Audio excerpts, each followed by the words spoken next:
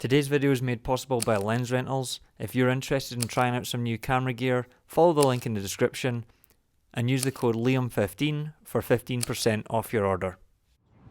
In today's video I travel to Florida with the Leica Summit 50mm f2.5. I asked myself why they discontinued these lenses. I photograph in the mist, and I talked to a fisherman. Which they haven't yet. There was a few.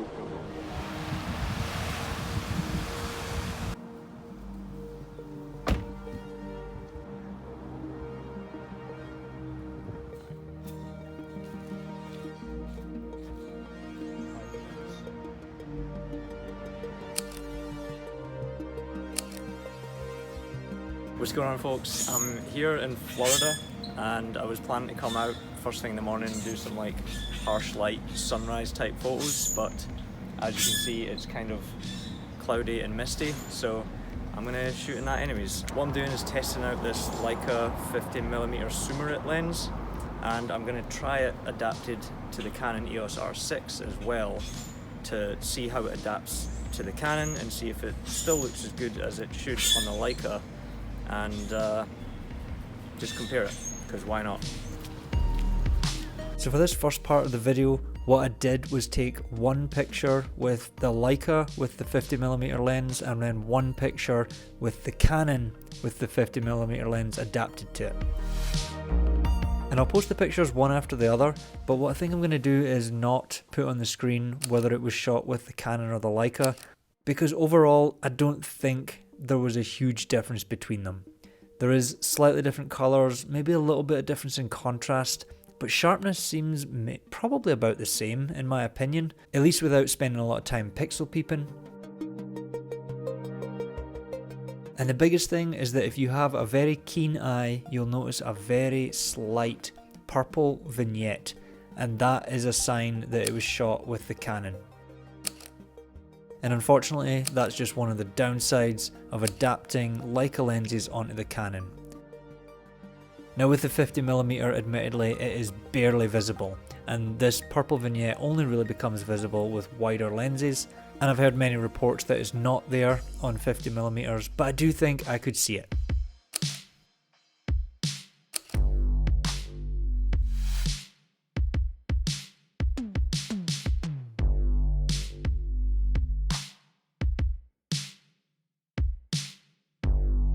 Now this scene, I like the graphic nature of this bridge type thing and the trees, and this scene also made me realise just how much dust is on this sensor of my Leica.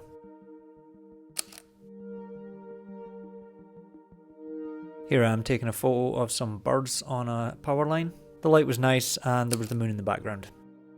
Walking along to the jetty here, I don't know what happened to the stabilisation on the GoPro, but it is absolutely atrocious. I must have switched something off without realising it. I noticed the light hitting the back of this little hut thing, and I saw a guy go in there, and I wait until he comes out just to fill out the frame a little bit and have some sort of human element in there. And while this is such a busy scene, I think the result is kind of beautiful. The light's nice, the colours are amazing, and the person walking out there, there's a little gesture, and all of that for me carries this picture.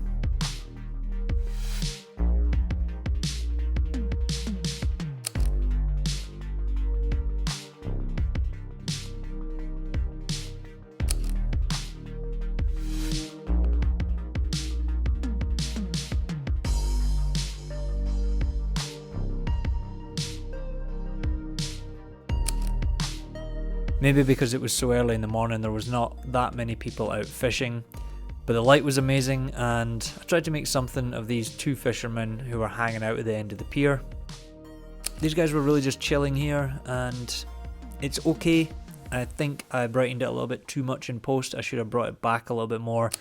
The JPEG actually looked kind of better because it was a bit more moody and shadowy.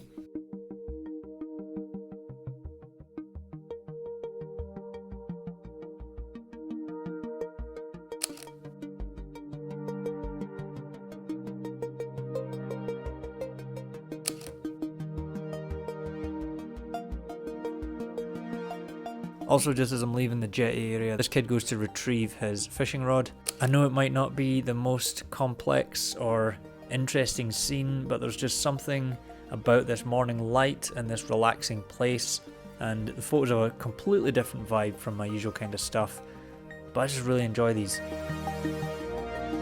And now we're in a market.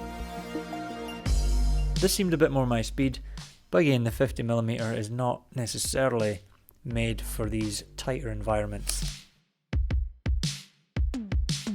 That, and there wasn't a lot of action. It's really just people milling around shopping. I did kind of like this scratch sign though.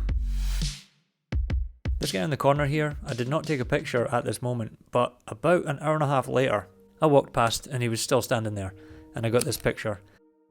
And in that busy, chaotic place, I kind of like this little quiet scene that I found.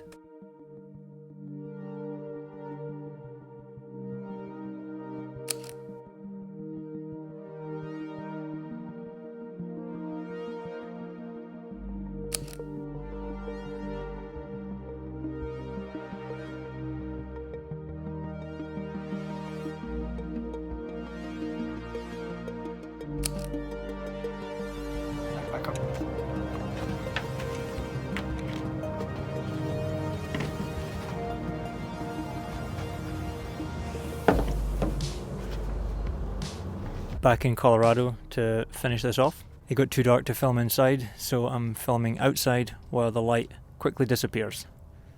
Turbo is hanging out in the background somewhere. So as much as I enjoyed using the 50mm Summit lens, it's definitely not a lens I would buy. I would swing much more towards like the Zeiss or Voigtlander versions of it, as long as I can get the focus tab as well. Now M lenses in general tend to be nice and small and compact, and the Summit is the most compact of the Leica lenses, so it makes it really nice for travelling with and sort of carrying all day. Not that you'd get tired carrying the Summicron all day either. It felt to me to be about the same size as the Fuji 35mm f2, just a little bit thicker overall and a bit heavier slash sturdier feeling. Turbo!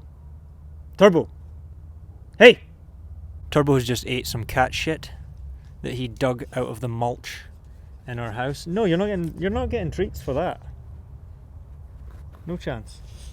Now, one thing I started to understand was that once I put that lens on the Leica, I understood why people say that certain lenses feel balanced. And you know, when I hold the M262 up with the Voigtlander lens on it, it sort of tilts backwards slightly. And it didn't do that. It's sort of perfectly level with the Summit on it. As for image quality, I think a lot of Leica people will say that it's not as good as the other lenses, and that may well be, but to me it looks great. It's good quality glass, and it performs excellently around f8.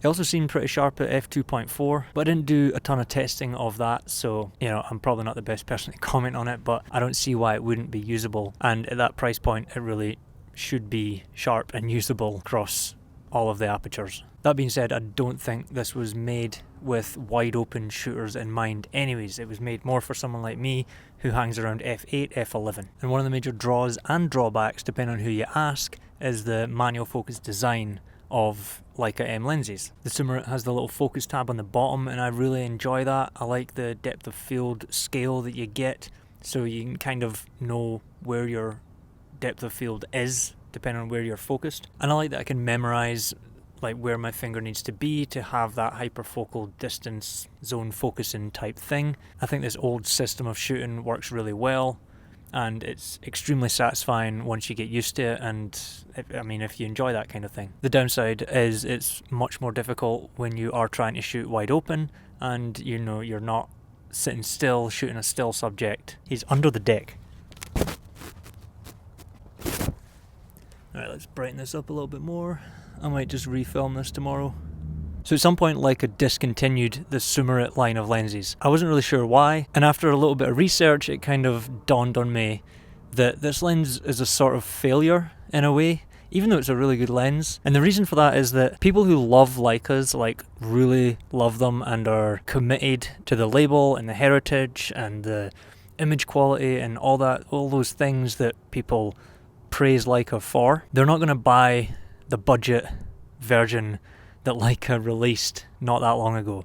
They're looking at Summicrons and Summilux lenses. And the reason is, why would you buy such a high quality camera and not buy the best quality lens you could get for it? Because in their mind, you're sacrificing some of that magic that you get from having a Leica. So they're much less interested in the Summarit lenses. And then there's people who are also committed to it in the same way, but they don't have the money that the other Leica-phile people do. And what they do is end up buying used versions of Summicrons or Summiluxes. They go for about the same price as the Summarit, but they come with the prestige of the respected Summicrons and Summilux lenses, and so therefore they are less interested in that lens as well. And then there's people like me who scrape around in the gutters and in the bargain basements because they can barely afford to buy a used Leica as it is, never mind a used lens or a new lens. So while someone like me would look at the Summarit and think, oh, that could be a good option,